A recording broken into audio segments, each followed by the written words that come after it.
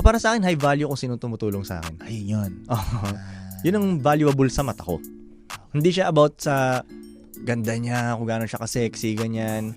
Kasi pwede nga, okay, maganda to, pero kahit nga baka pagtimplahan ako ng kape, hindi niya gagawin eh. Anong gagawin ko dito sa babaeng to? Okay. 'Di ba? Anong silbi? Sex lang? 'Di ba? So, ano pang iba? Parang gano'n. Kasi lugi eh. Ikaw bilang lalaki ka, lahat ibibigay mo yun eh. Natural sa'yo na pag nagkababae ka, poprotektahan mo siya eh. 'Di ba? Let's say, kunyari, kumakain kayo sa restaurant, let's say, nagkahuldapan dyan, poprotektahan mo agad siya eh. Parang mas okay na nga sa yung buhay mo ang maano, 'di ba? Maprotektahan lang siya, 'di ba?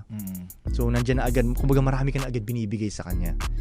So hindi ko maintindihan sa ibang lalaki, but willing sila na okay lang sa kanila yung babae walang binibigay sa kanila pabalik at pussy lang ang binibigay. Hindi ko maintindihan. Like, so sex lang ang mabibigay niya, like yun lang.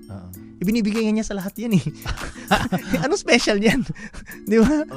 Kaya kanya ibigay sa stranger yan eh. Ano special dyan? Tama. Yun. Madaling kumuha ng sex, at totoo lang tol. Madaling kumuha ng sex. Oo. Ang makahanap ka ng babaeng tumutulong sa'yo, yun ang hindi Yun yung